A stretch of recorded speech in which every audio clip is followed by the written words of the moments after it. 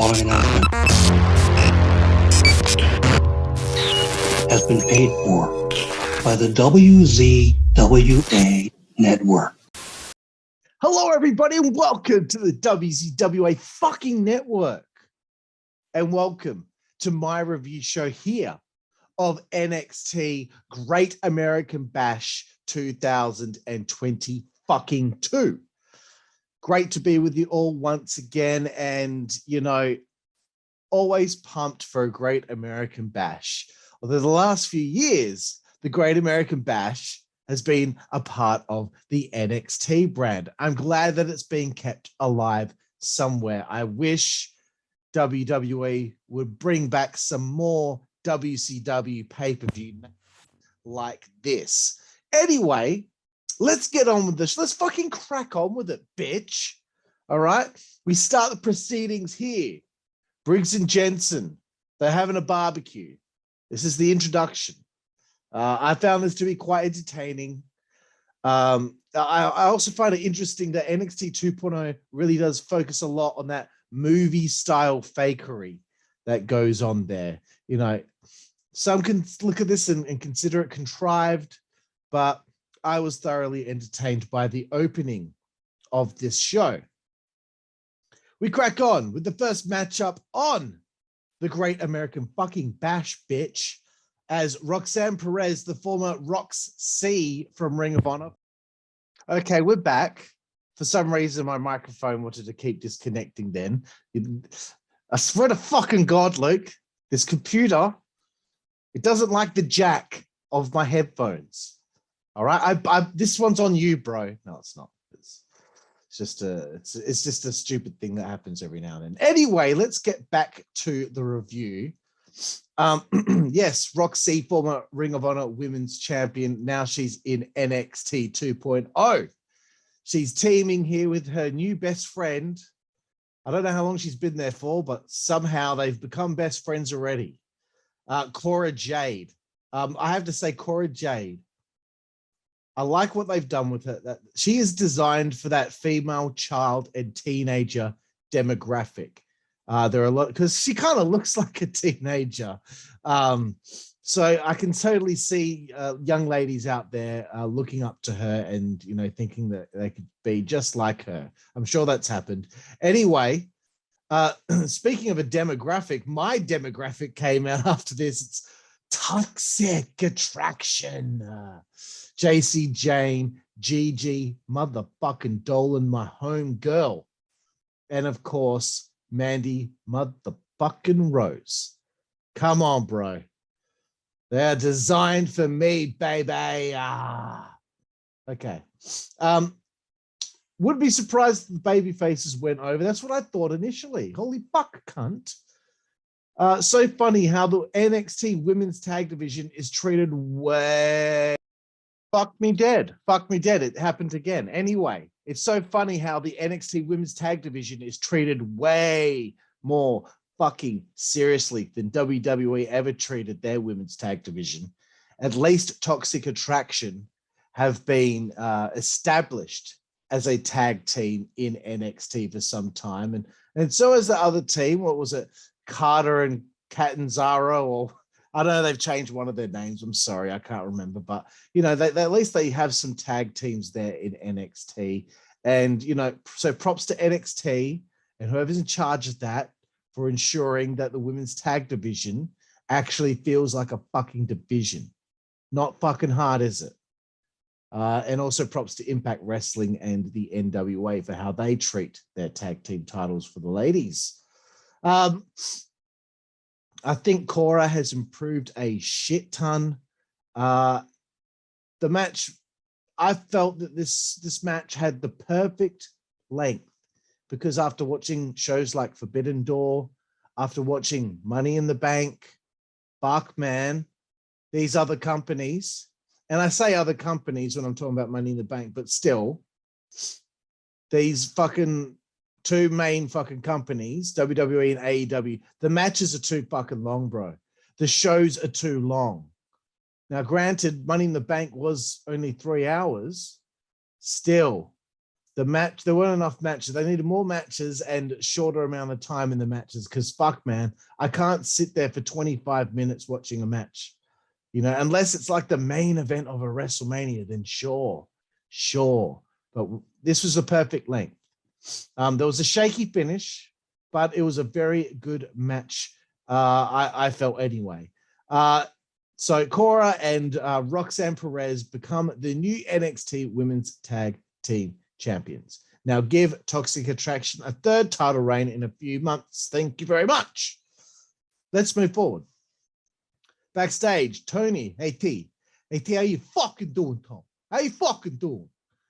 He is with the D'Angelo family, which of course is half of Legado del Fantasma.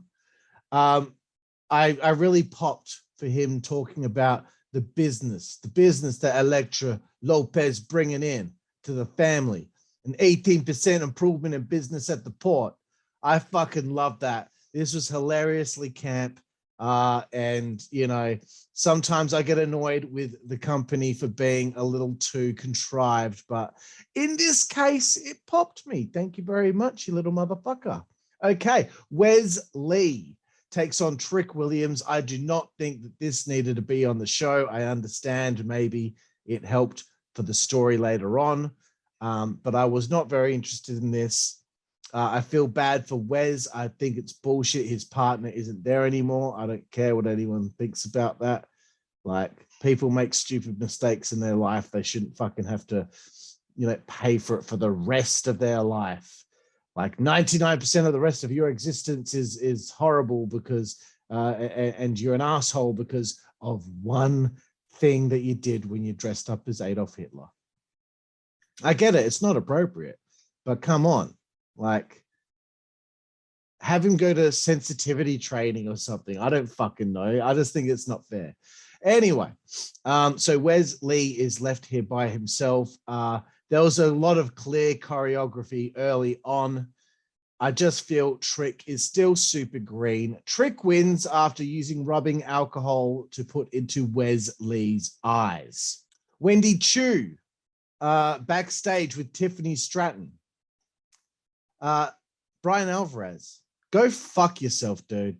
Because when Tiffany Stratton was going to debut and the vignettes aired, you went on about how, oh, this is 2021. You know, aren't we past this sexualizing of women? You know why it was sexualized, you little fucking creep? Because it was sexualized in your mind because she was wearing what? A short tennis skirt. You know what they were doing? They were showing off that she was an athlete, that she had a body, that she played tennis. And then the next vignette, she was doing gymnastics.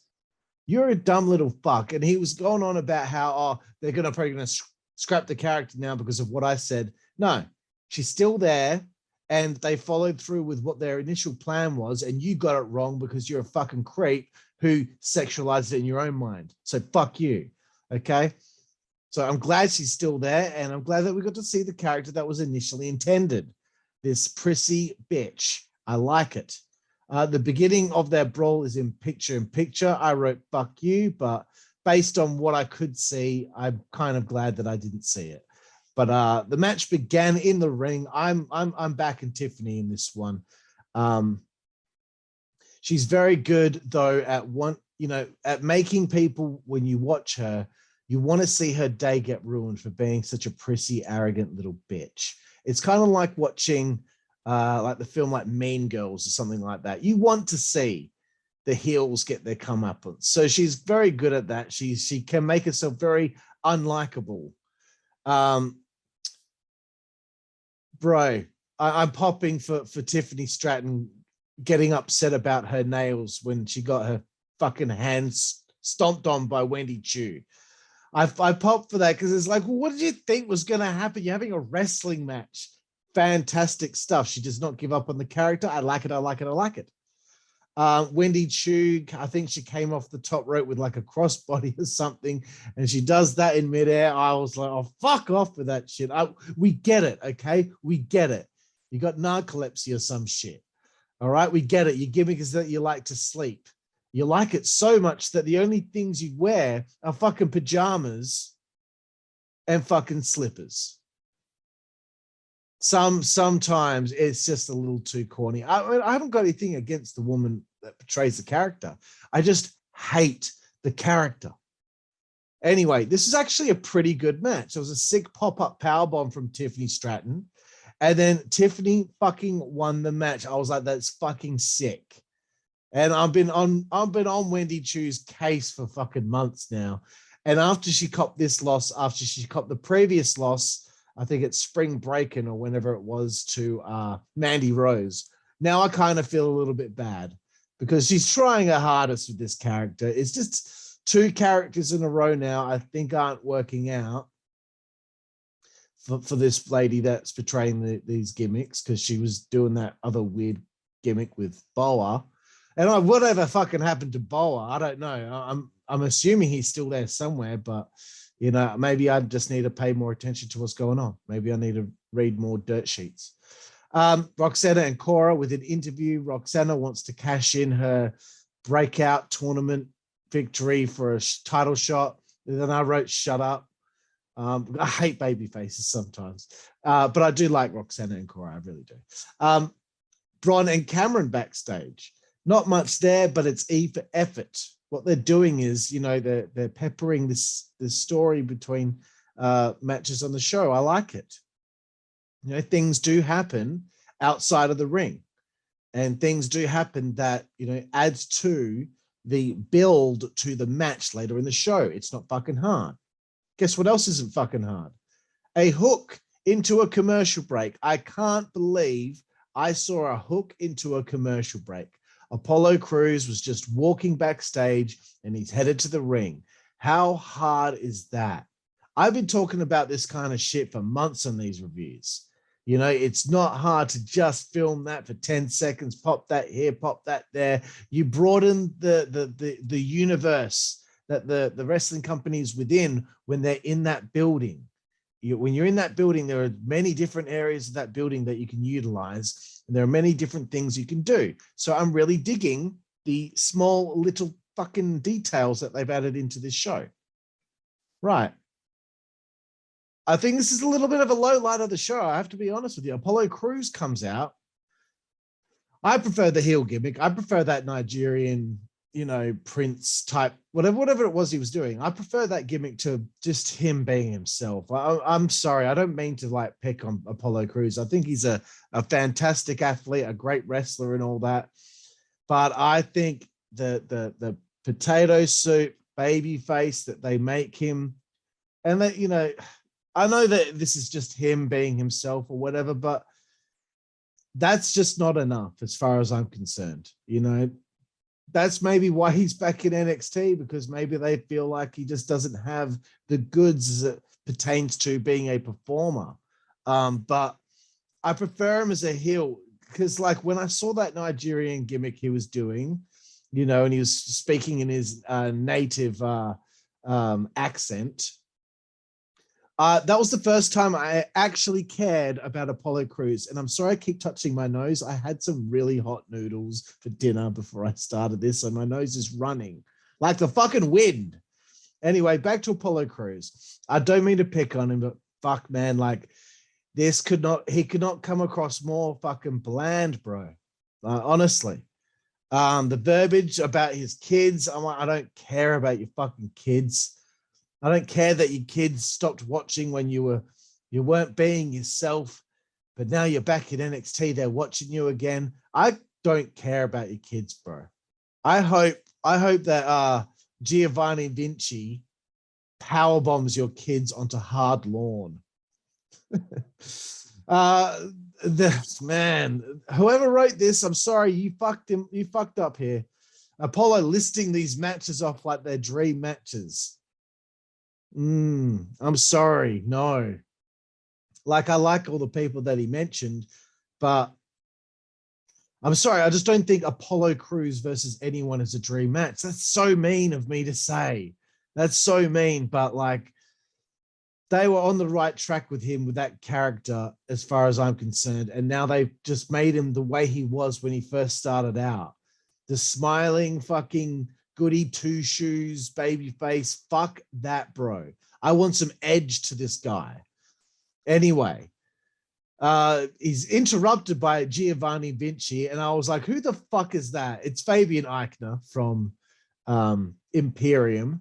And I just said on the Money in the Bank review, I was complaining about the WWE tag division and complaining about the fact that Fabian was not along with the package with Gunter and I can't remember the other guy's name, but that was a great tag team, Imperium, and they need fucking tag teams on the main fucking roster. Shit. How many fucking times do you have to see the Usos and the fucking Street Profits wrestle each other? Enough. Yeah, I know, can't. I know the Street Profits are probably breaking up soon, so Montez Ford can get a fucking push. I get it. Okay, but if I have to see the New Day against the Usos again, if I have to see the same fucking tag matches over and over again, I swear to God, I'm going to do nothing about it. I'm just going to complain even more. So Giovanni Vinci comes out. The verbiage is so contrived. I feel like I've seen this confrontation a million times before. So whoever was on this segment, whoever wrote it, whoever had a hand in it, shame on you. This sucked.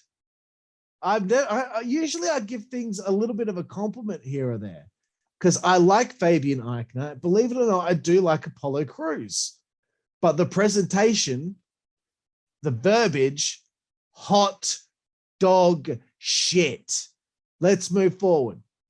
Speaking of hot dog shit, nothing against the ladies in this segment. I like Ivy Nile. I think Ivy Nile is fucking cool.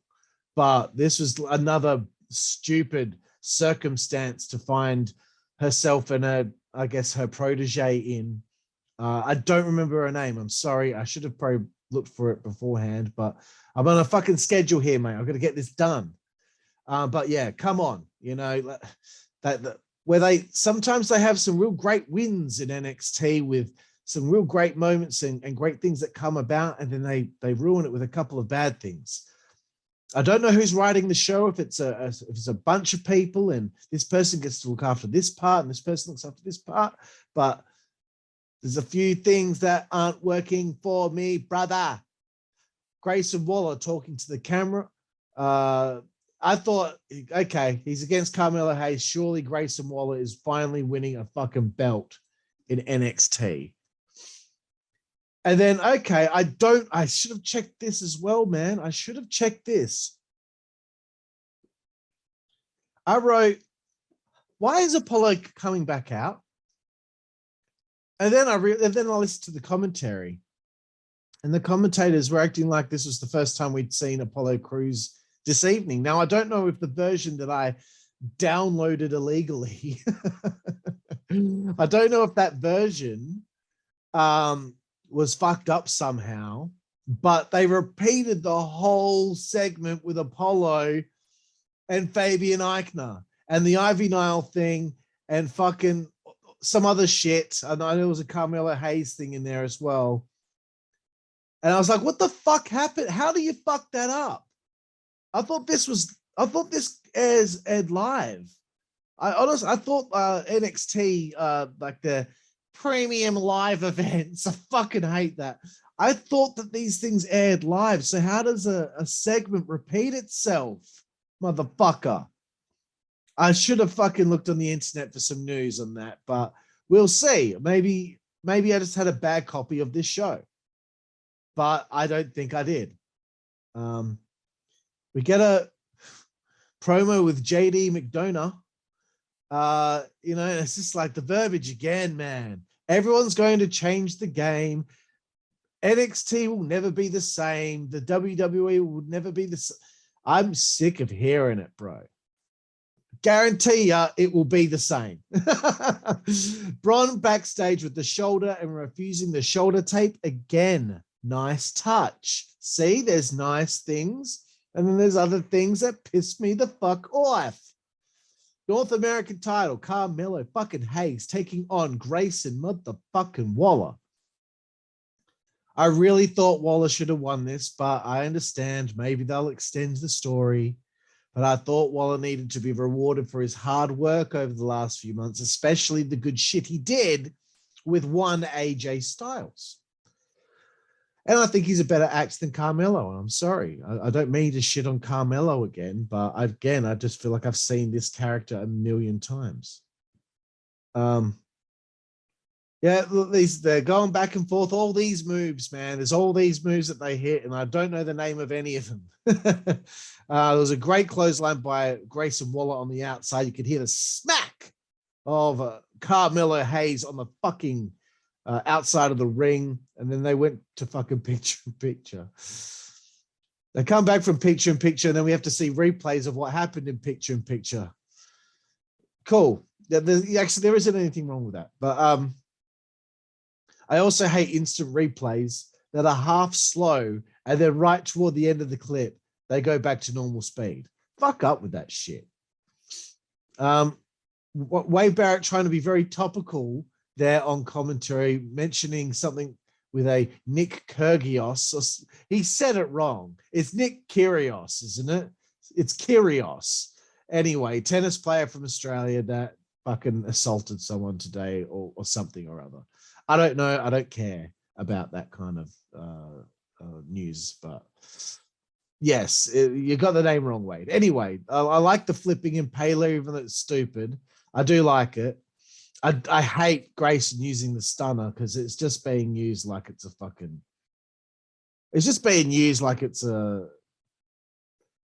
regular move. Wesley comes out to. I wish they wouldn't call him Wesley because Wesley's a name. Hi, I'm Wesley. Oh, Wesley. No, Wesley. No, I'm Wesley. No, that's what I said, Wesley. I'm getting myself all mixed up there. Anyway, I've lost where I am now because I'm fucking around. Okay, yeah, Wesley comes out to get him some of Trick Williams. Mello with the nothing but net. Great name of a finisher, actually. And Mello wins. Fuck me, bro. But again, that match was a good length. I don't need it any longer than that. Thank you very much, motherfucker. Zion Quinn is still alive, apparently. There was something about the cadence of Zion's talking that was popping me. But again, the verbiage is fucking cookie cutter shit. Is there no one out there that can think of a way where you write verbiage and each character on the show, the verbiage sounds different from one another because each person talks differently. Each person is different. That's what makes it realistic. If you have people saying the same thing we've heard a million times, and I get it, there's only so many words you can put in people's mouth in a wrestling sense. I get it, cunt. But fuck. Come on, help me here. The Diamond Mine backstage. I had no idea that this was coming about. The Creed brothers defending the NXT tag titles against Roderick Strong and not Sean Kemp. Fucking hell, why would it be Sean Kemp? He played for the Supersonics in the 90s, and the Supersonics aren't even around anymore.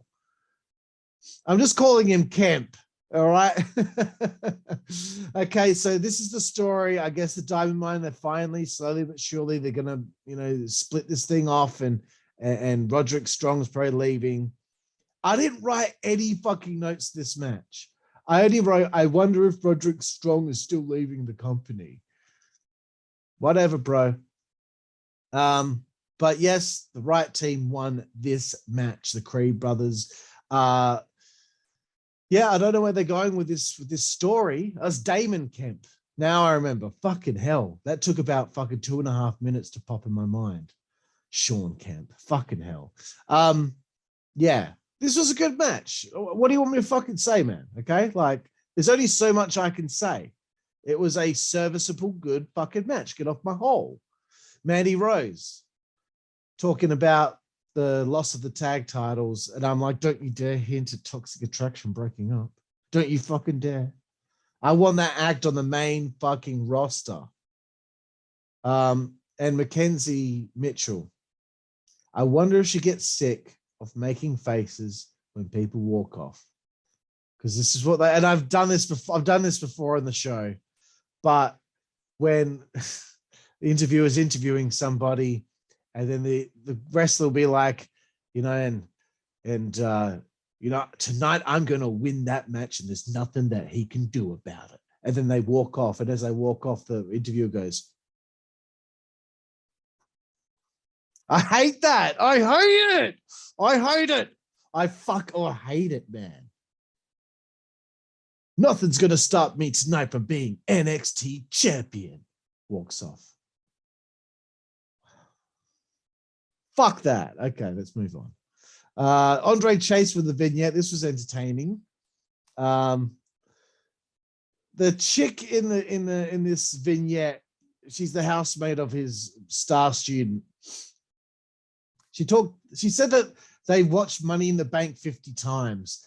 No one watched that pay-per-view more than once. No one watched this year's Money in the Bank more than one time. Trust me. And if they have, I seriously think there's something wrong with them and they need their head checked by a fucking fleet of doctors.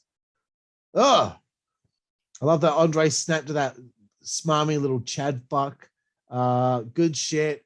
Love the swearing. There's a field trip taking place, and I guess he's going to NXT UK. And that's all it took. Just one suggestion. They're off to NXT UK. That's all it took. They're on their way. That's it. All the tickets are booked. All the tickets are booked. They're on their way to the UK. I shudder to think what NXT UK fans think of what's going on with their show. Fuck, man. I have a feeling that NXT UK will be on the chopping block. I've never really watched NXT UK because it's that kind of style of wrestling that I'm not very much into. I don't know if they still do takeovers or anything like that, Blackpool and all that. But yeah, I don't think that things are going very well over there because they've got regular NXT people as their champions and shit.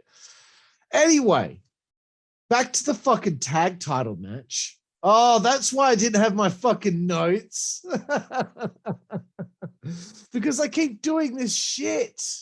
That's right. They keep doing this shit where like people make their entrance and then they fuck off and show something else and show something else. And the next thing you know, oh, this tag team's probably been standing in the ring for 10 minutes. So I had more notes. Fucking hell. Yeah, I expect the Creed brothers to go over. They did. I don't even remember Damon Kemp. That's what I wrote. And then I'm like, oh, wait, Kemp is new to the group.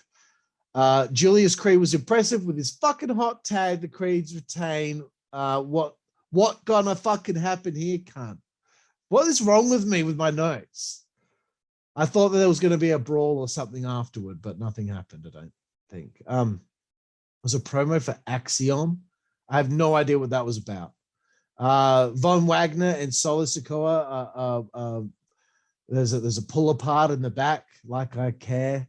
Because whatever happens, by the time it gets to the next PLA, this feud will already be over and done with. Right, let's get to our main fucking event of the evening. Bron fucking Breakker, the champion, taking on To the Moon, Cameron Grimes, baby. I wonder if Grimes gets sick of going to the moon. It's kind of annoying, to be honest with you, but I get it. The fans like it. And it suits his gimmick. I'm just being a dick. Breakker with the sick outfit, bro. Looks fucking sick, man. Really hope they take their time with Bron on the main roster. I write this note every single time so I can talk about my ideas of what they should do with Bron Breakker on the main roster. Let's just fucking get over it already, Carl. All right, we get it. We want you want them to take their time and not blow their load on him. About time Grimes got into the main event scene. His trajectory has been a slow build to the top. This is how a career story should go, you know, that nice slow burn where you have all these different things that happen over the course of his career. He fails to win the title here, but that's okay. It's a bump in the road. At some point, he will win the title, I'm sure. But now is not the time. I always thought someone was going to turn heel here. I liked Bron starting to get pissed off after the kicks from Grimes. There was good psychology with the shoulder. Bron using his left hand to punch, using his left shoulder for shoulder block takedowns, etc. Selling the shoulder. I like it. The Steiner power slam was sick. He's getting it closer and closer to looking like his father, Rick. The Frankensteiner was nice. A good false finish there. I wrote, this is match of the show. Grimes hit the cave in, and I was like, shit, is Grimes gonna? Oh wait, no, he kicked out. There was a mid-air spear. It was a great finish, but please don't make Bron Breakker's finish of the spear. Don't bring it to the main roster. Make it be. There's too many spears in wrestling, bro. Come on. Anyway, Bron wins the match. Match of the show. After the match, he's attacked by fucking JD McDonough, who I don't know anything about. I didn't do any research into him after the show. I had dinner straight away. Then I came and recorded this straight after that. But whatever. I wrote, come on, man. But it's okay. I'm just an asshole. Good going off the show with a cliffhanger. Very interesting that they go to have hooks into commercial breaks and, when it wasn't picture in picture, and they have a cliffhanger to end the show. I think they did it last time as well, or the time before that, whatever the fuck. But it's not fucking hard to fucking end your shows on a cliffhanger. So with that being said, I have to say I did enjoy NXT Great American Bash 2022 for the most part. There were some shit bits here and there, but that's okay. That's okay. There's nothing wrong with it. I've come to expect that now, that there's going to be little nuggets of shit in a sea of gold. So on that note, I guess my final rating for this, I'll have to give it a 7 out of 10, I think. Jeez, that seems a bit much, don't you think, though? 7 out of 10. Yeah, I'll give it a 7 out of 10. I don't like anyone fucking cares. Like someone at home is taking note. Oh, shit, cool. Made that a 7 out of 10. I'll take note of that. No one cares, Carl. No one cares. I'm talking to myself, even though I'm talking to all of you. So anyway, ladies and gentlemen, I'm losing it. I'm a little tired, but I want to thank all of you out there for watching my review show here of NXT Great American Bash 2022. I'm Karlifornia. I represent the WZWA fucking network, and we will see you down the fucking road. Network, that's the way we play. Good God Almighty. Network, that's the way we play. Get puppies. Network, that's the way we play. Get. The following announcement has been paid for by the WZWA Network.